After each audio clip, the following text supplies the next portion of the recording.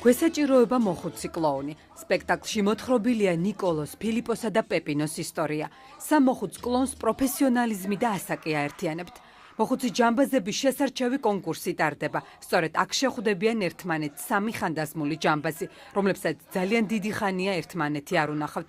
ოინბაზი და ხუმარა ნიკოლო გამორჩეულად კეთილია. თამამი და გაიძვერაა ფილიპო. პეპინო კი ჭკვიანი, მაგრამ შიშარაა. სპექტაკლი კომიკური და ტრაგიკული სცენებითაა დატვირთული.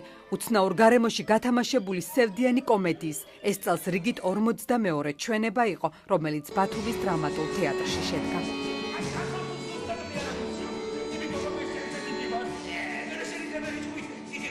სპექტაკლი მატეი ვიშნეკის პიესის მიხედვით რეჟისორმა გიორგი თავაძემ დადგა. საქართველოს გარდა ბათუმის დრამატულ თეატრში დადგმული აღნიშნული სპექტაკლის ჩვენება კიშინიოვში შედგა, სადაც თავად პიესის ავტორიც იმყოფებოდა. დიდი ტრადიციების მქონე თეატრის სამსახიობო დასმა საუკეთესო წარმოდგენისთვის განსაკუთრებული მოწონება დაიმსახურა. ჩვენებას გამოხმაურება მოყვა სხვადასხვა ქვეყანაში. თავად პიესის ავტორმა კი გადაწყვეტილება მიიღო, რომ ზღვისპირა ქალაქში ჩამოვიდეს და სპექტაკლი ბათუმში ნახოს. Ქონდა ნამდვილად დატვირთული სეზონი და ამასთანავე წარმატებული. რამდენადაც იცი და ყველას მოიხსენება, ჩვენი თეატრი იმყოფებოდა გასტროლებზე კიშინიოვის მე-12 საერთაშორისო ფესტივალზე, ეს იყო BT 2012.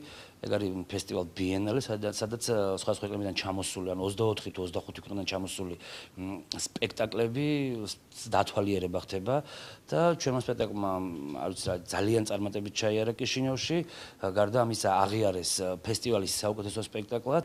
ძალიან მაინტერესებს. ბათუმის დრამატულ თეატრში წელს კიდევ ერთი სპექტაკლის პრემიერა შედგა. რეჟისორმა გაგა გაგოშიძემ ბოლო გაჩერება რამდენიმე თვის წინ დადგა. ადამიანები, რომლებსაც მარადიული პრობლემები აწუხებთ, მგზავრობისას ერთი საერთო პრობლემის ირგვლივ ერთიანდებიან. ისინი ორი ახალგაზრდის ძალადობის მსხვერპლი ხდებიან. მთელი ვაგონი ორის წინააღმდეგ. საინტერესო ისტორიაზე აგებული სპექტაკლი თეატრალურ პრემია დურუჯზეც იყო წარდგენილი. წარმატებული სეზონი იყო ბათუმის თეატრისთვის, ჩვენთვის მსახიობებისთვის. მოგეხსენებათ, რომ ჩვენი სპექტაკლი წარდგენილი იყო, ესეთი არის თეატრალური პრემია დურუჯი, ერთ-ერთი პრესტიჟული პრემია და ჩვენი თეატრიდან წარდგენილი იყო 6 ნომინაციაზე. მე და ტეტე ვიყავით წარდგენილი როგორც საუკეთესო მსახიობი მამაკაცი.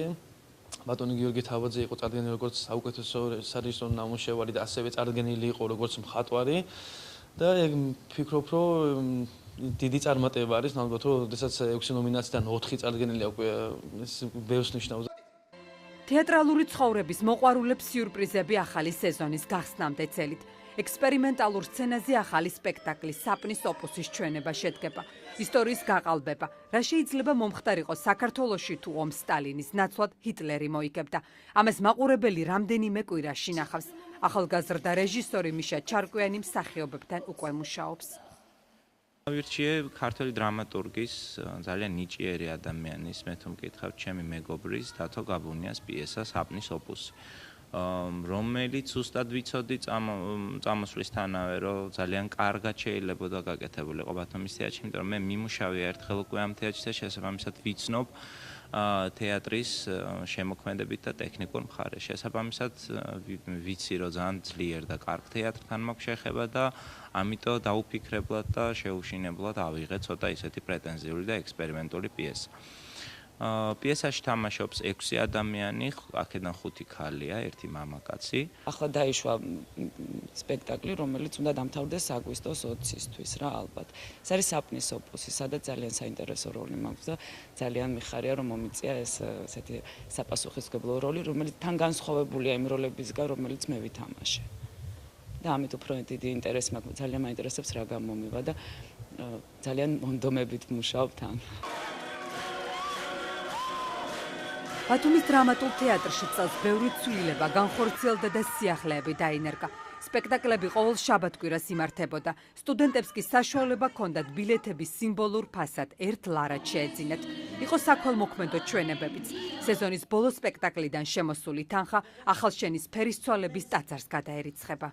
წელს ესეთი დატვირთული წელი ქონდა, რაც აისახება იმაზე, რომ ჩვენ მოქმედ რეპერტუარში ქონდა 6 სპექტაკლი.